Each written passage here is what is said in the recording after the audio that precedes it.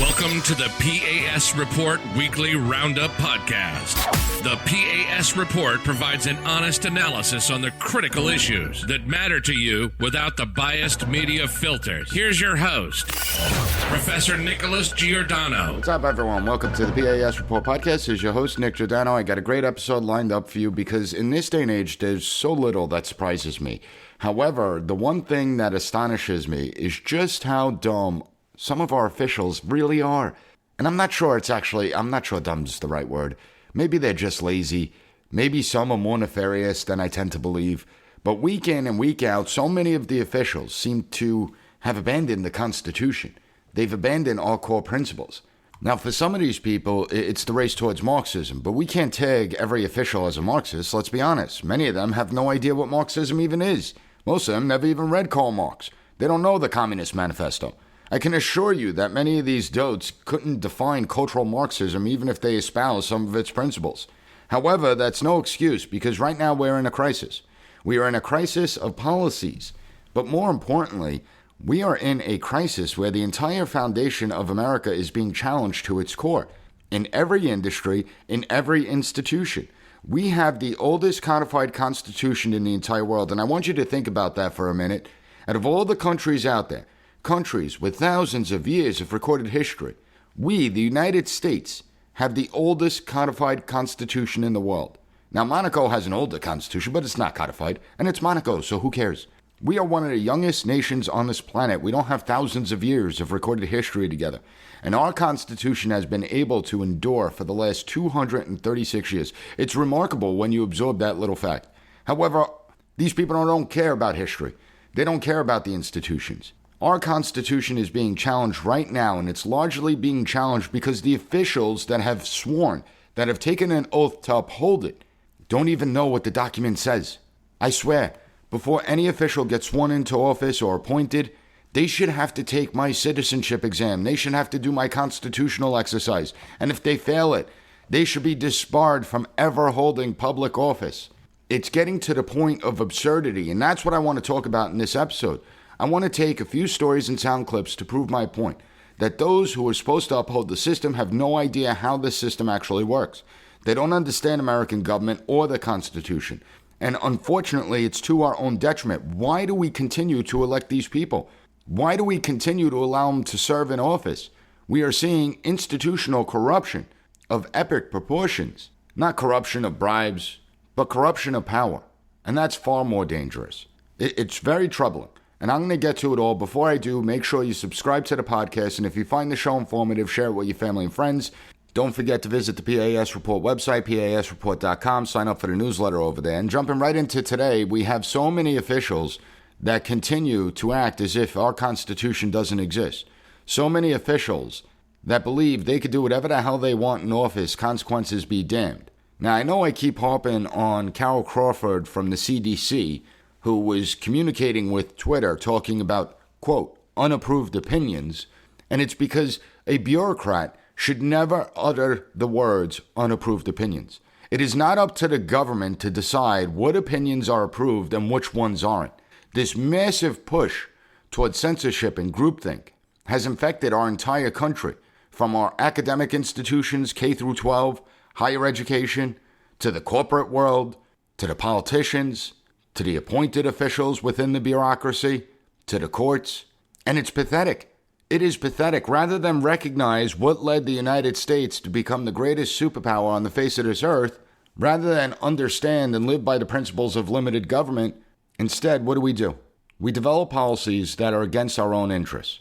And we have politicians that have no regard for the system of checks and balances, for the separation of powers. And I'll start off briefly with Governor Phil Murphy of New Jersey, because obviously COVID changed a lot, but this was all happening before COVID. So we can't blame this all on the pandemic. But Phil Murphy really represents what's wrong with this country when he was asked whether or not the Constitution and the Bill of Rights ever came up during his discussions when he was deciding on these draconian decrees in New Jersey at the outset of the coronavirus. And here's his response. Now, the Bill of Rights, as you well know, protects Americans' right, enshrines their right to practice their religion as they see fit and to congregate together to assemble peacefully.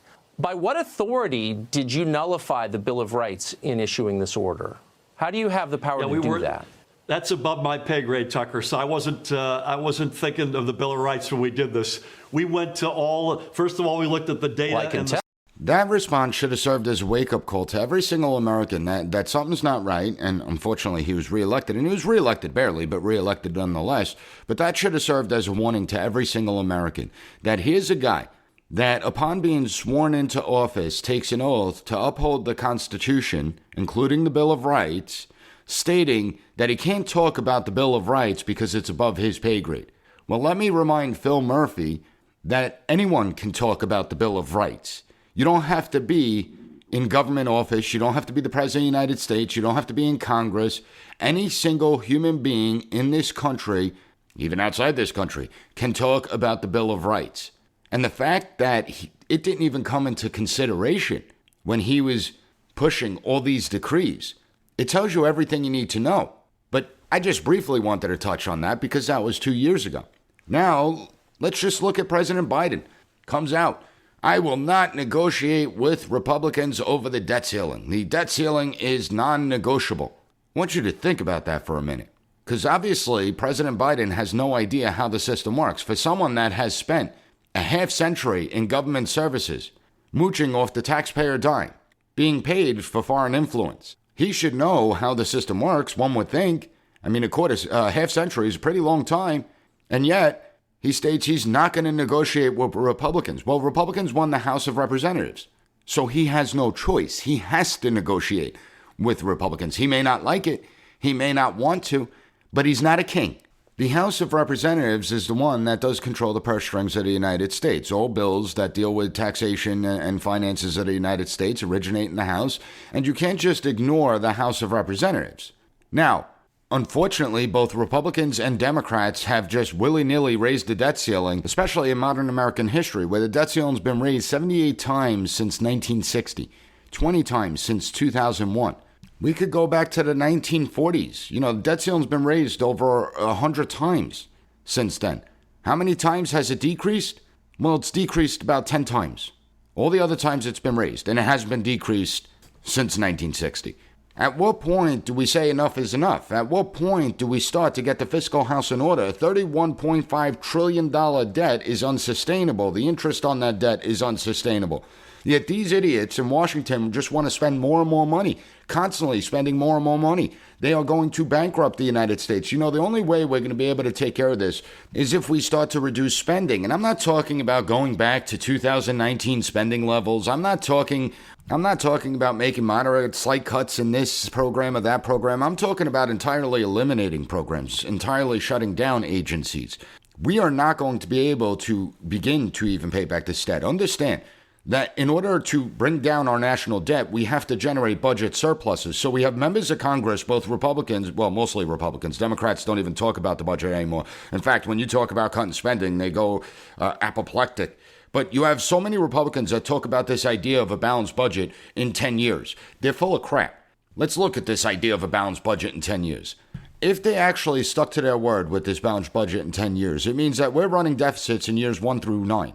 So we're only adding to the national debt for 9 years, and then in the 10th year, that's when we have the balanced budget. However, that does nothing to tackle the national debt. In order to tackle the national debt, we need to generate budget surpluses and begin to pay it down. Now, that's assuming that everything goes according to plan over the course of the 10 years, and that's just ridiculous because we know that the 10-year idea is nothing more than a fraud. The reality is that members of Congress, not all of them are going to be there. Spending priorities are going to change. What happens in year 5 if you encounter an economic downturn? What happens in year 6 if you encounter war? So the idea that we're going to get to a balanced budget in 10 years is a fantasy. It doesn't exist, but Republicans will keep preaching about that. The only way that we'll be able to tackle this debt, NASA currently is sending a probe to an asteroid that has more minerals in it than the entire global economy. So maybe if we're successful there and we can figure out how to mine that asteroid, maybe then we'll be able to pay off the national debt. But all these frauds in office, when they talk about fiscal responsibility, understand they're full of it. And the idea that Biden's not going to negotiate with Republicans is ridiculous. He needs to learn how the system works. He needs to learn that in order to get anything through the House, he's going to have to negotiate with Republicans. And understand the sky will not fall when it comes to the debt ceiling. When it comes to the debt ceiling, let's be fiscally responsible. Let's begin to start that path, that journey, so that future generations of Americans are not destitute because of the irresponsibility of our officials in office. That's the second example of how our officials have no clue how the system actually works. The next example I'm going to bring up is Empress Hochul. Yes, my governor in New York State, Kathy Hochul. She was asked a question by a reporter, and I'm going to take it up after the break. So we're going to take a quick break. When we get back, I want to explore what Kathy Hochul was asked and what her response was, because it really shows that she is completely incompetent and should not be in office. So we'll be right back. As someone who worked in emergency management, I routinely sounded the alarm bells on our outdated grid system. Think back to 2003 when a tree branch hit a power line in Ohio, shutting down power to the entire eastern seaboard. Around 100 people died, and this was one of the costliest disasters in American history, with losses totaling over $60 billion. Even the White House sees it. They're saying 2/3 of the grid are at least 25 years old, and they recently announced billions of dollars to update it. But we're talking about the government here. How long do you think that's going to take, if at all? When an incident happens, you have to rely on yourself. Be prepared for yourself and your family. With the Patriot Power Generator, you get a solar generator that doesn't install into your house because it's portable. You can take it with you, even use it inside. But it's powerful enough for your phones, medical devices, and even your fridge. Right now, you can go to 4patriots.com, use code P.A.S. to get 10% off your first purchase on anything in the store, including the Patriot Power Generator. You'll also get their famous guarantee for an entire year after your order, plus free shipping on orders over $97. A portion of every sale is donated to charities who support veterans and their families. Just go to 4patriots.com, use code PAS to get 10% off. That's 4patriots.com, use code PAS to get yours today. Welcome back, everyone. Now I want to get to Governor Hochul, and to set it up for you, last week the New York State Supreme Court ruled that Governor Hochul's vaccine mandate on healthcare workers is unconstitutional, that she is not allowed to do it, that's something that must go through the legislative body, follow normal constitutional processes. In any event, so the court ruled it's unconstitutional. So far, the courts have ruled unconstitutional for law enforcement and firefighters, unconstitutional for teachers, yet you have Governor Hochul who doesn't care what the courts think, who doesn't have any regard for what the courts think. I want you to take a listen to what she was asked and her response to it, because, again, it shows that she has no regard for the system, for the separation of powers, checks and balances within the system, no regard for the Constitution. Take a listen. Our healthcare systems seem in desperate need of staff right now. We've had ambulances waiting 5 hours at our local emergency rooms to unload patients. The hospitals, the nursing homes say they're waiting for DOH guidance on whether they can hire any of those workers back. What's the latest with that? Well, we're considering all our options with respect to the litigation, so I can't comment on that. But I'll say that last year in my State of the State, we put forth a plan to help retention, also recruitment. And a lot of those programs are just unfolding now. $20 billion to bring back the healthcare system, including bonuses for existing workers, helping settle nursing strikes, which I get very involved in to make sure that patients are being cared for. It's a problem, but I don't think the answer is to have someone who comes in who's sick be exposed to someone who can give them the coronavirus, give them COVID-19. I don't know that that's the right answer. In fact, I'm pretty sure it's not. So we're exploring our options. But I think everybody who goes into a healthcare facility or a nursing home should have the assurance, and their family members should know, that we have taken all steps to protect the public health, and that includes making sure those who come in contact with him at their time of most vulnerability, when they are sick or elderly, will not pass on the virus. We lost 34 New Yorkers yesterday. We have 4,000 active cases. This has not gone away as much as we wish it would. Couldn't there be other safety precautions, masking, other mechanisms in order to allow some of them back in? I mean, we're at crisis level here in our hospitals, and particularly in our nursing homes. I truly understand the challenge and the balance, and these are never easy decisions. But I cannot put people into harm's way, because when you go into a healthcare facility, you expect that you're not going to come out sicker than you went in. So we have a self-inflicted healthcare shortage here in New York State because you have morons that don't know anything about anything. The reporter asked, since we have this healthcare crisis, and now that a court has ruled that the vaccine mandates for healthcare workers is unconstitutional, are you going to rehire these workers? Now, she has to. I mean, that's what the court said, that you have to give them their back pay and rehire them, offer them their jobs back. They don't have to take their jobs back. They can reject it, but it has to be offered to them. Governor Hochul basically said, I don't care what the court has to say because I'm a psycho. I don't care what the court has to say. because I wear a vaccinated necklace. And my supporters are my apostles that need to spread the vaccine to everyone. This is what a psycho she is. She's arguing that it would be immoral to allow unvaccinated healthcare workers in a hospital because patients may go in and come out sicker than when they went in. She's the one that's sick. She's the one that needs help.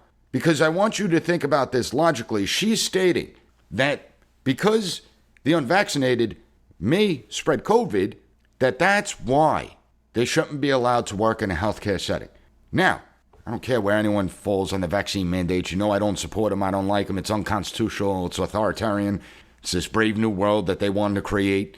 But take all the differences aside. Take all the different disputes aside. And let's look at it at its core. We know for a fact. Remember, follow the science. Follow the data. Follow the science. We know for a fact, it's indisputable, that those that are vaccinated carry the same viral load as the unvaccinated. We know for scientific fact that those who are vaccinated can spread and transmit COVID as those that are unvaccinated. And you have this idiot, my governor, stating that it's okay for a vaccinated healthcare worker to give COVID to a patient, but it's not okay for an unvaccinated healthcare worker to give COVID to a patient. That's how dumb her logic is. And again, it's because she actually believes that. It's not that she's like one of those nefarious ones like the Faucis of the world. She actually believes this. Remember, she wears a vaccinated necklace. When you're wearing a vaccinated necklace, that's a problem to me. It shows me that, one, you're not open-minded, that's for sure, but it shows me how dumb you actually are. And so she isn't smart. She never read the Constitution. She doesn't understand the Constitution.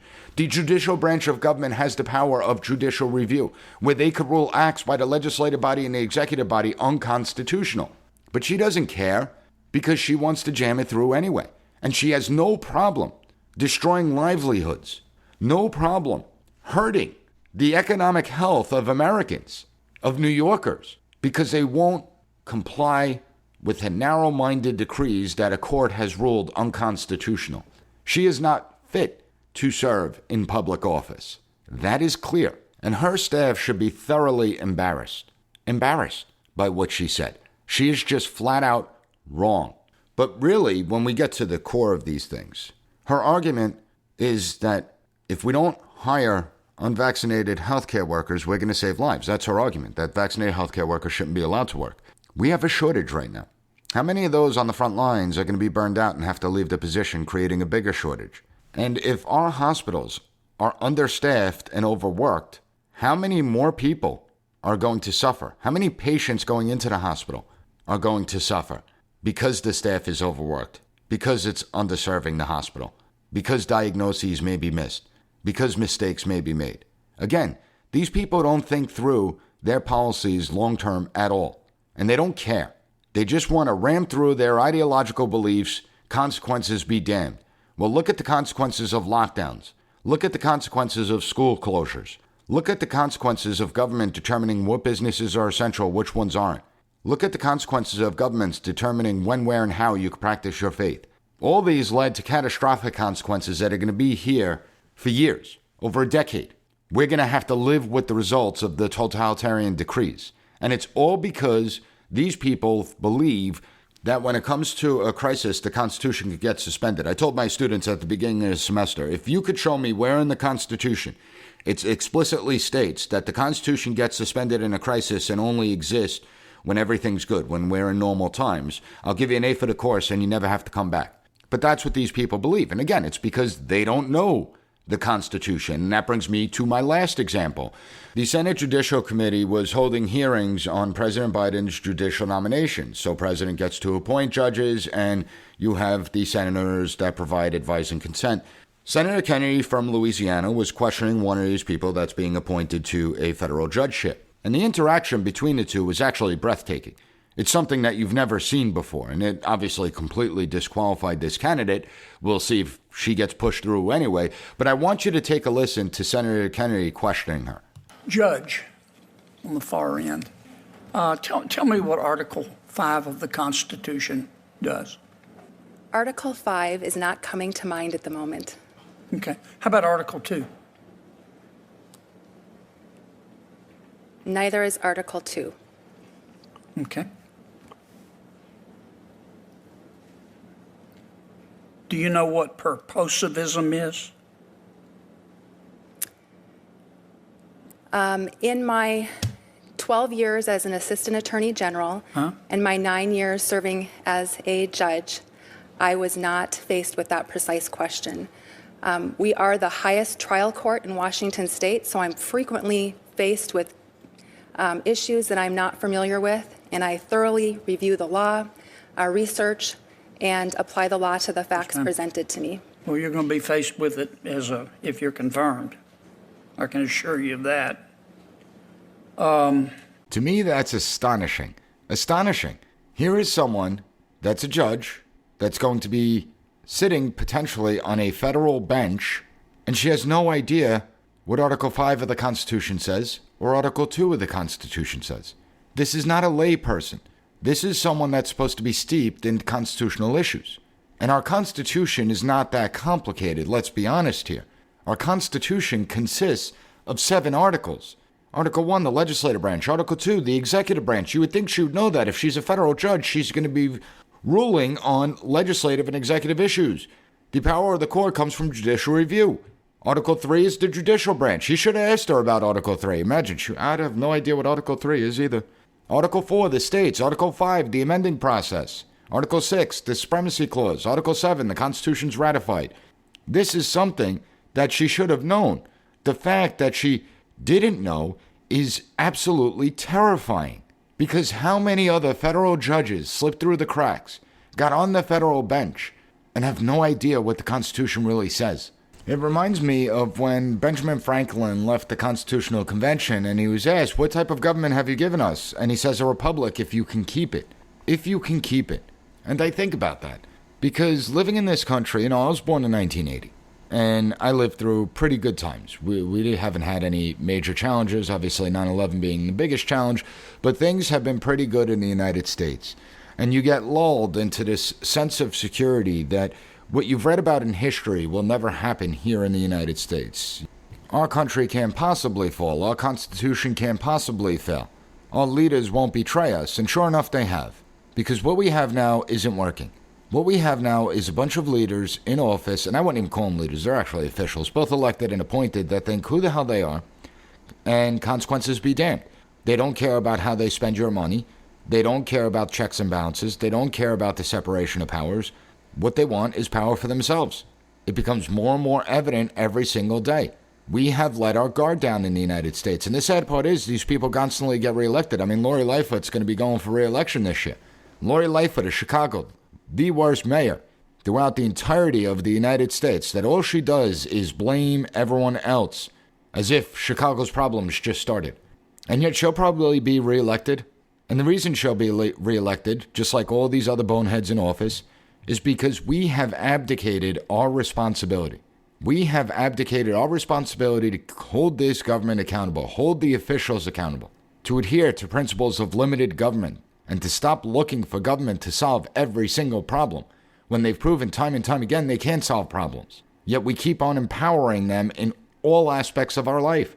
Maybe it's time we recognize that. Maybe it's time we realize that government can't solve our problems. We have the Constitution that's being tested in numerous ways in this day and age. A Constitution that, if allowed, can withstand the test of time. So it's important that you understand this document. It's important that you read the document, absorb it. Because if no one knows the Constitution, then the Constitution doesn't really exist. And then the Republic has fallen. And we allowed that to happen. Now, if you found the content of this episode informative, please leave a 5-star rating, write a review on any podcast platform that allows it. Also, share it with your family and friends. I got a great episode lined up for Monday, so make sure you check it out. I want to thank you for joining me, and I'll be back next week. Thank you for listening to the P.A.S. Report Weekly Roundup Podcast. Have a good one.